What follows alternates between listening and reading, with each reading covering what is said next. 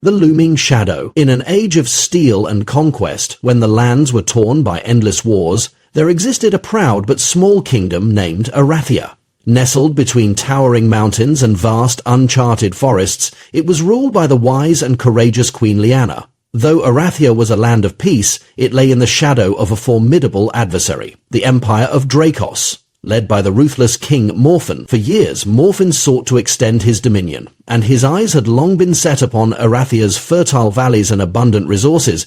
His armies, numbering in the tens of thousands, had crushed every kingdom in their path. Now his banners darkened the horizon once more, marching toward Arathia, their final obstacle before absolute dominance. The storm of war was upon them. The call to arms news of the impending invasion spread through Arathia like wildfire. Messengers arrived at the royal court breathless, their faces pale. Morphin's legions were advancing through the Valley of Lions, the only passage through the mountains and the kingdom's last line of defense. Liana knew she had no choice but to make her stand there. Gathering her commanders in the Great Hall, she spoke with unwavering determination. "We may be outnumbered, but we are not outmatched. We fight not for conquest, but for our home, our families, our very existence. We will show Morphin that Arathia will never kneel." Her words ignited the spirits of her warriors, and preparations for war began. Blacksmiths worked through the night, fortifications were raised, and scouts monitored the enemies the night before battle. As the sun dipped below the mountains, the Arathian warriors made their final preparations. Fires burned low, casting flickering shadows across sharpened swords and polished shields. Archers coated their arrows with oil, ready to ignite the very sky. In hushed voices, knights whispered prayers to the gods of war. Young squires trembled with fear, while seasoned veterans gazed into the darkness, awaiting the dawn of battle. QueenLiana walked among them, offering words of encouragement. She found Commander Eric, her most trusted knight, sharpening his blade. "Tomorrow we carve our names into history," he said, his eyes burning with resolve. "Tomorrow we carve our names into victory," she corrected, clasping his arm. The night passed slowly, tension thick as the mountain fell. The enemy approaches at first light. The ground trembled under the march of Drakos' army. Morphin led from the front, his black armor gleaming in the morning sun. His war horns echoed through the valley, a sound that sent shivers through even the bravest hearts. The first wave of Drakos' warriors poured into the valley, their banners flapping in the wind. Liana raised her hand, a piercing whistle cut through the air, and the sky turned black with arrows. The attack had begun. The first strike. The first volley struck true, felling hundreds in an instant.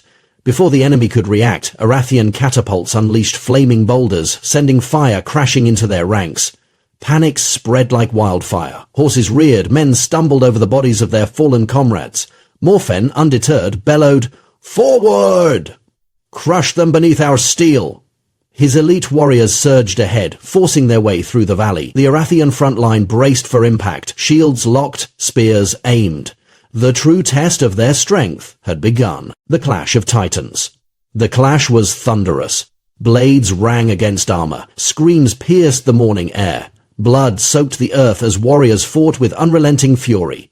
The valley became a storm of steel and fire. Liana fought alongside her soldiers, striking down enemy after enemy. Morphin, watching from a ridge, grinned. He believed that sheer numbers would win the day, but Arathia's warriors refused to break. The turning point. Just as Morphin believed victory was within his grasp, Commander Eric and his cavalry burst from their hiding place among the cliffs. Their charge was a thing of legend. 300 horsemen against thousands, yet they rode as if the gods themselves had blessed their charge. Swords flashed, hooves thundered, and the rear ranks of Drakos' forces crumbled under the assault. Caught between the relentless Arathian defense and the unexpected cavalry ambush, Morphin's army began to falter. But he was not a man to accept defeat easily. He rode forward, cutting down warriors left and right, his eyes fixed on one goal. QueenLiana, the duel of fates. Through the chaos, their eyes met. Fate had led them to this moment. Liana, astride her white stallion, drew her sword. Morphin, atop his massive black warhorse, grinned, raising his colossal blade. The battle around them seemed to fade as they clashed. Steel met steel in a whirlwind of strikes and parries. Morphin's strength was monstrous. Each of his blows sent shockwaves through Liana's arms. But she was faster, her movements precise. She ducked, rolled, countered, striking at every opening. Morphin roared in frustration. With a mighty swing, he shattered her shield, forcing her onto the ground. He raised his sword for the final blow, but Liana, with a warrior's instinct, rolled aside, grabbing a fallen spear. With all her might, she drove it into his chest. Morfenn's eyes widened in shock. He gasped, stumbled, then collapsed. The tyrant was dead. The winning Dracos' forces fled, their once mighty army reduced to broken, scattered remnants. Arathia had won, but the price of victory was heavy. Many of their bravest lay slain on the battlefield. The valley was now a graveyard, a testament to their sacrifice.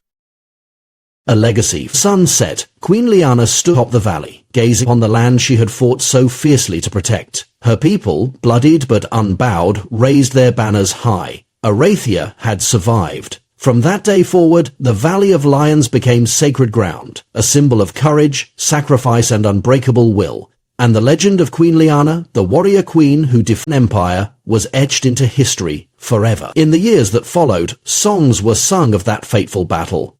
Tales of bravery were told by firelight, and the name Liana Yielding became a legend whispered by generations. The valley remained a place of reverence where warriors came to remember and rulers came to learn. For in that valley, against all odds, a queen came immortal.